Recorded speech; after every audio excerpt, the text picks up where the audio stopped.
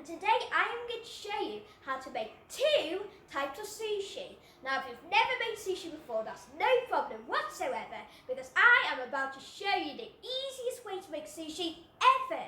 Now just stay with me and carry on. Over here, as you can see, I have made a perfect pot of sushi rice. It's nice and sticky, it's got a lovely consistency, and what's really good about the sushi rice that I use, the Yukta sushi rice, is that it has all of the instructions how to make the sushi rice on the box. Exactly how to boil it, exactly how to, filter it and whatever. So it teaches you how to make the rice. So I have made a perfect bowl of sushi rice. Now I'm going to first of all teach you how to make salmon bowls for sushi. So I'm going to get my sushi mat out and I'm going to show you right now how to do it. So to start off, we need to make balls out of this sushi here. So to do it, we need to rinse our hands in a bowl of water. The reason why is the sushi rice is sticky, and if we don't do this, it will stick to our hands. So once you've rinsed your hands in water, you need to go up to your sushi rice and you need to get a reasonable sized ball of rice in your hands and make sure that they're washed. You need to roll it out like this. You might want to wet your hands a bit more and you can just roll it out like this. If it's too small, you can add a tad more if you want as well. So overall, you should have a ball-like shape of sushi rice. So now that I've got my perfect bowl of sushi, I'm going to top it with some salmon. So to top our first part of sushi, we will need salmon. So what we're going to do is we're going to open up our salmon pack. Now for our piece of sushi, we're going to have to make an appropriate sized piece of salmon, which basically all we're going to do is we're going to put on the top of it, and hey presto, we have got our first super simple, super easy piece of sushi. Now I'm going to show you how to make the second piece. Now for my actual cucumber and salmon seaweed rolls, you will need a sheet of seaweed. Now if you don't have this, don't panic, because you can get this from just about any shop. And over here, I've got a Yuka sushi rolling mat.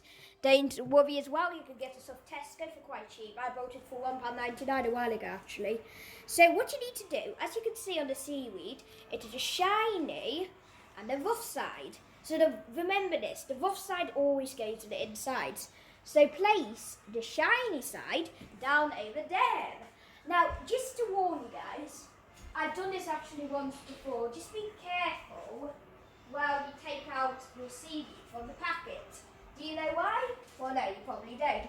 It's because it's really fragile when it's inside, and especially when you cut it, you can't just rip it in half because the seaweed's thinner than this paper.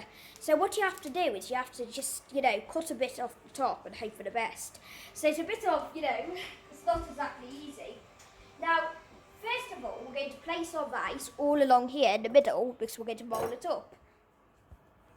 Now, once you've spreaded your rice all over your sushi, you will need some Japanese mayonnaise to put on the sushi. Now, I know what everyone's thinking right now. Oh no, I do not have Japanese mayonnaise. Well, don't worry, it's really simple how to make it. So you start by having normal mayonnaise, adding a teaspoon of sugar and a sprinkle of salt, and then gherkin juice, vinegar, white wine vinegar, all of them work, really. So any type of vinegar apart from brown vinegar.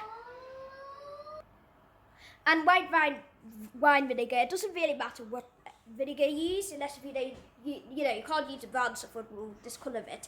So what we're going to do is we're just going to spread it on here. Now you might be thinking, oh, it doesn't look like normal sushi. Well, that's not a big deal because no one sees the inside, A, and B, also it will stick all the parts together in the inside, all of the main ingredients and things like that.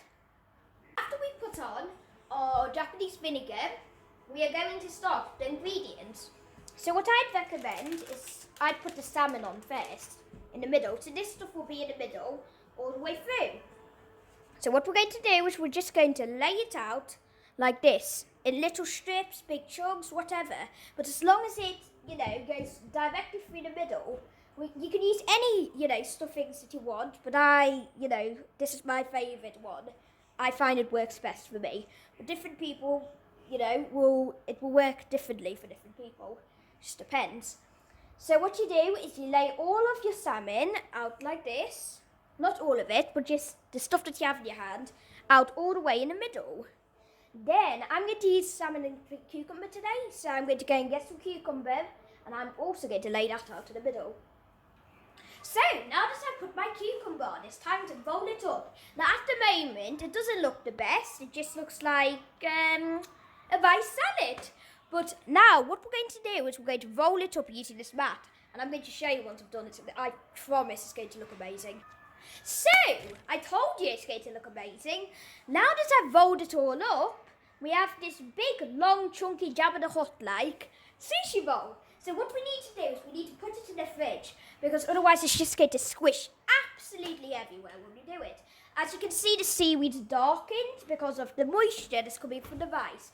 So I am going to carefully, remember people, be careful, because you honestly don't want to do this. So I'm going to grab a plate, and I think you might have just noticed this. That's just my starting for these other sushi stuff.